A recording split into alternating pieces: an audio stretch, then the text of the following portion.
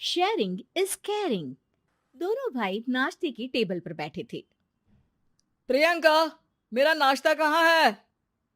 भाभी, मुझे भी ऑफिस के लिए लेट हो रहा है। इस पर प्रियंका किचन में से दोनों के नाश्ते की प्लेट्स लेकर बाहर आती है। लो भाई, आप दोनों का नाश्ता। किसी को भी 1 मिनट का सब्र नहीं है। ये प्रियंका का ससुराल है, जहाँ कोई औरत ना होने की वजह से शादी वाले दिन से ही घर के साथ दोनों भाइयों की जिम्मेदारियां प्रियंका संभाल लेती है। दोनों भाई शांति से नाश्ता कर रहे होते हैं कि अंकुश अपने भाई की प्लेट से पराठे का एक टुकड़ा उठा लेता है। आपको पता है ना, मैं खाना शेयर नहीं करता, फिर भी मेरी प्लेट में से खाना जरूरी है क्या? अरे हद हो गई है, मुझे नहीं खाना अब।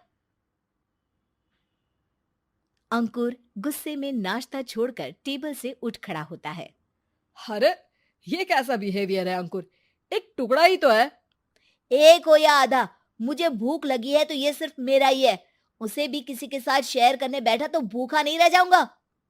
अरे बाबा ठीक है, अब इस पर भी लड़ाई। दूसरा बना देती हूँ, पर प्लीज ऐसे खाना बीच में छोड़कर मत जाओ।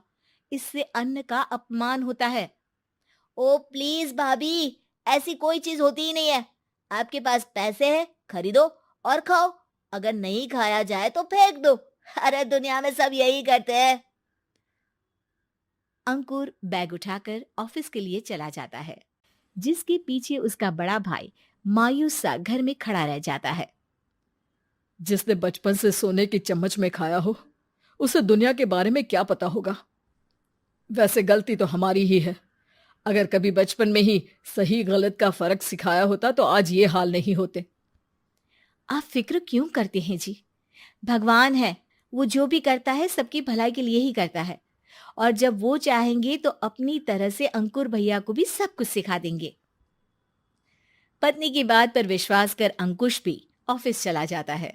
सुबह से दोपहर होती है और अंकुर लंच करने ऑफिस के पास वाले रेस्टोरेंट में पहुंचता है, जहां वो एक साथ बहुत सारा खाना ऑर्डर कर देता है। सर, क्या कोई आपको ज्वाइन करने वाला है? नहीं तो क्यों? अब कुछ नहीं सर, ऐसे ही।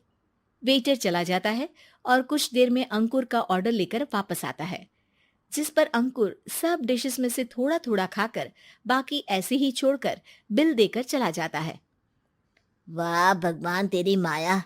कहीं कोई एक एक टुकड़े के लिए तरसता रहता है और ये 5 लोगों का खाना ऑर्डर करके एक का भी पूरा नहीं खाते। पैसे वालों की माया। वेटर टेबल साफ कर बचा हुआ सारा खाना लेकर रेस्टोरेंट के पीछे घूम रहे बच्चों के पास पहुंच जाता है, जिसे देख बच्चों के चेहरे खिल उठते हैं। वाह, आज इतना सारा खाना आया। थैंक यू भैया। भगवान आपको खाने की फैक्ट्री बना दे।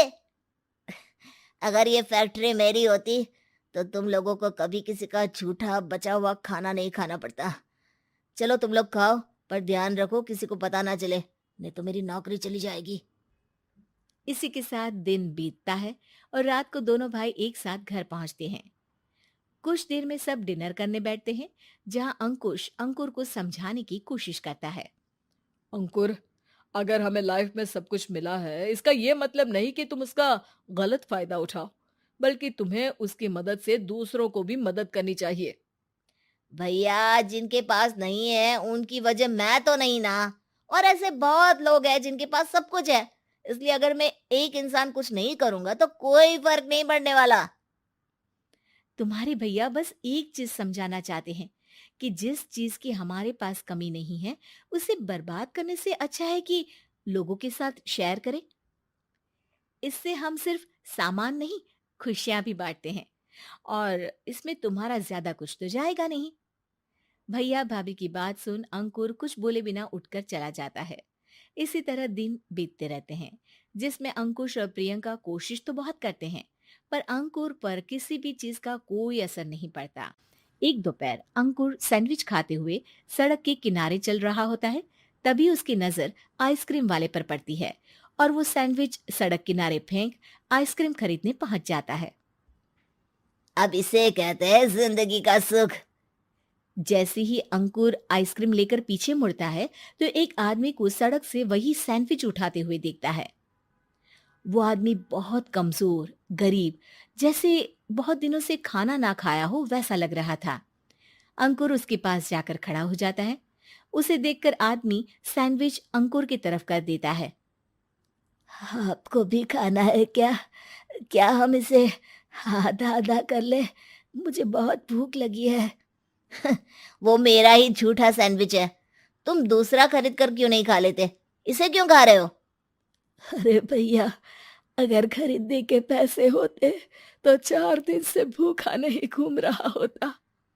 हैं? क्या? तुमने 4 दिन से कुछ नहीं खाया, फिर भी इस आधे सैंडविच को मेरे साथ बांटने के लिए तैयार हो गए? क्यों? अरे भैया, पैसा नहीं है तो क्या हुआ, इंसानियत आज भी उतनी महंगी नहीं हुई, और ना ही उस पर अमीर गरीब का टैग लगा है जो हम उसे रख ना सके। पर अफसोस, आजकल लोगों के अंदर पोषण, खून या विटामिन से ज्यादा इंसानियत की कमी होने लगी है। आदमी की बातों से अंकुर को समझ में आ जाता है कि वो आज तक कितना गलत काम करता आ रहा था। इसके बाद से वो अपनी किसी के साथ शेयर नहीं करने और खाने को बर्बाद करने वाली आदत को छोड़ देता है।